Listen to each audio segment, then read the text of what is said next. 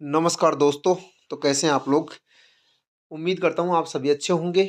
और आज हम बात करेंगे यूरोपीय यूनियन के बारे में। यूरोपीय यूनियन के बारे में एक बेसिक इंट्रोडक्शन वाला वीडियो हमने पहले शूट कर रखा है। और आज हम बात करेंगे यूरोपीय यूनियन का डेवलपमेंट कैसे हुआ। ठीक है। ये पूरे विश्व में इकोनॉमिक रूप से सबसे बड़ा ऑर्गेनाइजेशन माना जा सकता है। और आज हम इस बात में बात करेंगे, इस जो आपका वीडियो है इसमें हम ये बात करेंगे कि किस प्रकार से यूरोपीय यूनियन का डेवलपमेंट हुआ। ठीक है। तो हम देखते हैं इसकी शुरुआत से ही एक ये टाइमलाइन है। ये एनसीईआरटी की टाइमलाइन है, इसको आप डायरेक्ट भी देख सकते हैं। और यहाँ इसको थोड़ा सा हम समझेंगे कि क्या है मामला पूरा। यूरोपीय यूनियन की हम बात करते हैं तो यूरोपीय यूनियन जो इस्टेब्लिश्ड हुआ है, वो यूरोपीय यूनियन हमारे सामने 1992 में आया है, 1992 में आया है। लेकिन इससे पहले ये कौन कौन सी ईयर में कौन कौन सी चीज़ें हुई है, ये कैसे ये पूरा ऑर्गेनाइजेशन बना है, इसके बारे में हम बात करते हैं। देखो, ये है 1951, 1951 में। इसमें क्या है कि 6 यूरोपियन कंट्री एक साथ हुए हैं। पहला यूरोपियन कंट्री है फ्रांस, फिर है वेस्ट जर्मनी। देखो वेस्ट जर्मनी दे रखा है यहाँ।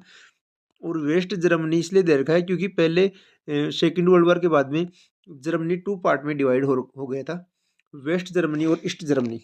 और 1989 में वापस यूनाइटेड जर्मनी हो गया था। तो फ्रांस है इसमें, वेस्ट जर्मनी है, इटली है, बेल्जियम है और लग्जमबर्ग है। ठीक है। ये 6 कंट्री इन्होंने क्या बनाया था, European coal and steel community बनाई थी। ठीक है। तो ये ECSC के नाम से जाना गया है।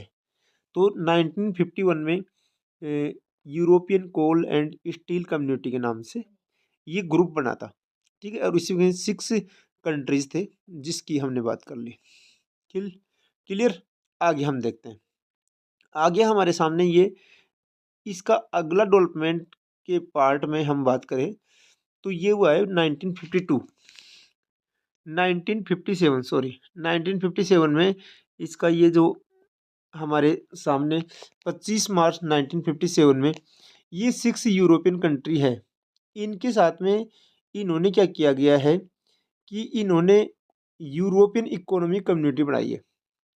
और इस कम्युनिटी के साथ में इन्होंने यूरोपियन एटोनॉमिक एनर्जी कम्युनिटी बनाई है। ठीक है।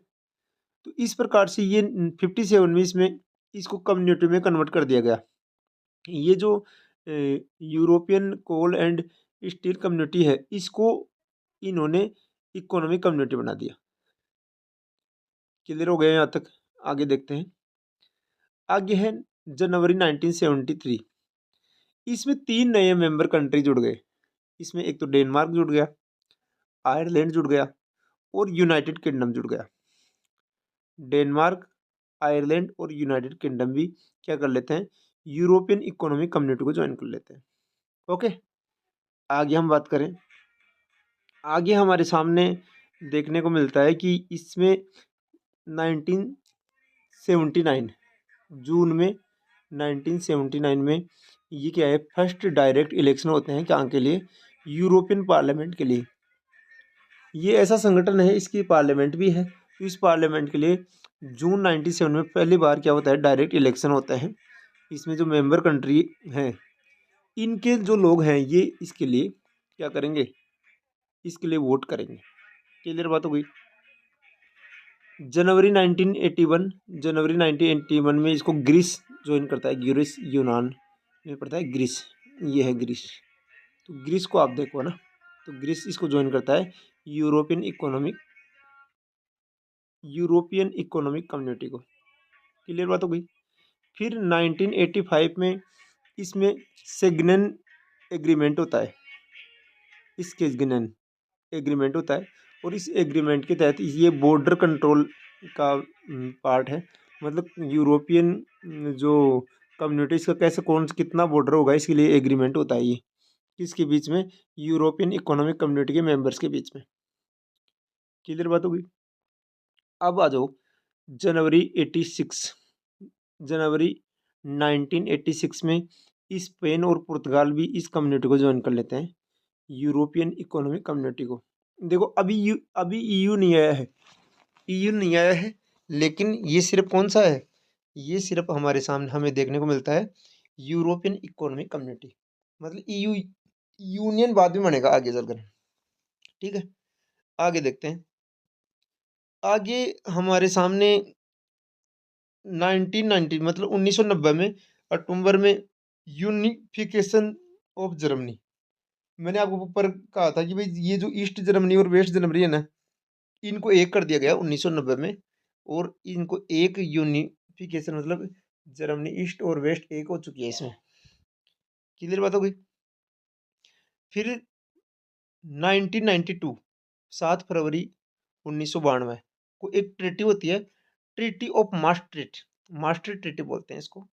और इसमें इस मास्टर ट्रीटी के तहत यूरोपियन यूनियन यूरोपियन जो कम्युनिटी थी, इकोनॉमिक कम्युनिटी थी, इसको यूरोपीय यूनियन बना दिया गया। तो ये क्वेश्चन बहुत इंपॉर्टेंट है कि 7 फरवरी 1992 को 7 फरवरी 1992 को मास्टर ट्रीटी के तहत यूरोपियन जो कम्युनिटी है इसको यूरोपीय यूनियन में कन्वर्ट कर दिया गया। इसको ये इस मुझे ये लगता है इस पूरी टाइमलाइन में ये जो लाइन है 7 फरवरी 1992 वाली, ये बहुत इंपॉर्टेंट है। तो इसको आप जरूर इसको देखना, इसको नोट भी कर सकते हो आप। ठीक है, फिर जनवरी 1993 यूरोपियन जो आपका कौन सा है, इसमें है आपका जनवरी 1993। अब ये जनवरी 1993 है ना, इसमें यूरोपियन इकोनॉमिक कम्युनिटी है और इसको रीनेम कर दिया गया, इसका नाम कर दिया गया यूरोपियन कम्युनिटी। ठीक है, यूरोपियन कम्युनिटी को ही क्या कर दिया आगे चलकर यूरोपीय यूनियन बना दिया। यहाँ तक क्लियर हो गया। अब हम देखते हैं जनवरी 1995 1995 इसको 3 कंट्री और ज्वाइन करते हैं। एक तो ऑस्ट्रिया, एक फिनलैंड, एक स्वीडन, और एक है आपका ये हो गया ऑस्ट्रिया, फिनलैंड और स्वीडन, 3 कंट्रीज को ज्वाइन करते हैं। ठीक है, कौन से कंट्री ने कौन सी ईयर में ज्वाइन किया इसका भी क्वेश्चन आ सकता है, तो इसलिए थोड़ा सा आप ध्यान रखना इसको। फिर होते हैं जनवरी 2002 एक मुद्रा है जिसको करेंसी बोलते हैं, ये करेंसी है यूरो। यूरो को क्या कहें इंट्रोड्यूस किया गया और 12 मेंबर कंट्रीज है ये क्या करते हैं इस यूरो को एक्सेप्ट कर लेते हैं। तो यूरोपीय यूनियन की यूरो है, ये क्या है कि इसको नए जो न्यू करेंसी है इसको अडोप्ट कर लेते हैं 12 मेंबर कंट्रीज। ठीक है, अब हम बात करते हैं कि मई 2004 2024 2004 में मई में 10 मेंबर कंट्री और जुड़ते हैं इसमें। अब ये 10 मेंबर कंट्री में आपको यहाँ में भी बताता हूँ, मैप में भी आप इसको देख लो। और इसमें देखो कौन कौन सा, एक तो साइप्रस है, फिर है द चेक रिपब्लिक है, एस्टोनिया है, हंगरी है, लातविया, लुथानिया, माल्टा, पुर्तगाल, स्लोवाकिया और स्लोवाकिया है, और एक है स्लोवानिया। तो ये कर करके अब देखो 13 तो हो गए और 10 ये 23 मेंबर कंट्रीज हो गए। इसको 2004 तक इसके 23 मेंबर कंट्री हो गए थे 23। फिर आगे हम बात करते हैं जनवरी 2007 की, इसमें बल्गेरिया और रोमानिया इसको और ज्वाइन कर लेते हैं। और ये स्लोवेनिया है, ये क्या करता है इसका अडोप्ट कर लेता है यूरो मुद्रा 2007 में। तो ऐसे क्वेश्चन आ जाएगा कि भाई बुल्गारिया और रोमानिया ने कब इसको अडोप्ट किया। क्लियर। उसके बाद में आपके नवंबर दिसंबर 2009 को the lesbian treaty come into force. ये लिस्बोन जो ट्रीटी हुई है ने ये क्या है कि फोर्स के जो इनका ऐसे कहते हैं कि इनकी जो सुरक्षा है जो मिलिट्री है इसके बारे में दिसंबर 2009 को क्या हुआ है, ये इनकी कोई संधि हुई है, ट्रीटी हुई है। क्लियर। फिर 2012 में ये यूरोपीय यूनियन ने क्या अच्छा काम किया, 2012 में अच्छा काम किया, इसके लिए इनको नोबेल प्राइज मिला है पीस का। पीस के फील्ड में नोबेल प्राइज इनमें से कौन सा ग्रुप को मिलता है, ऐसा क्वेश्चन आ सकता है इसमें। तो ये यूरोपीय यूनियन को नोबेल प्राइज मिला हुआ है 2012 का, वो भी पीस के क्षेत्र में। फिर 2013 में इसके क्रोटेनिया के नाम से इसका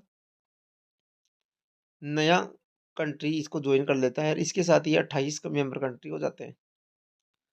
आगे ये 28 कंट्रियों में क्या होता है कि 2016 में क्या होता है कि एक जो कंट्री इसका ब्रेजिट हो जाता है, ब्रिटेन इससे बाहर हो जाता है। तो ये रेफरेंडम होता है, एक जनमत संग्रह होता है, और इसमें 51.9% लोगों ने ये कहा कि हम जो ब्रिटिश लोगों ने ये कहा कि हम यूरोपीय यूनियन के साथ नहीं रहेंगे। तो ब्रिटेन का एग्जिट होना ही इसको बोलते हैं ब्रेग्जिट।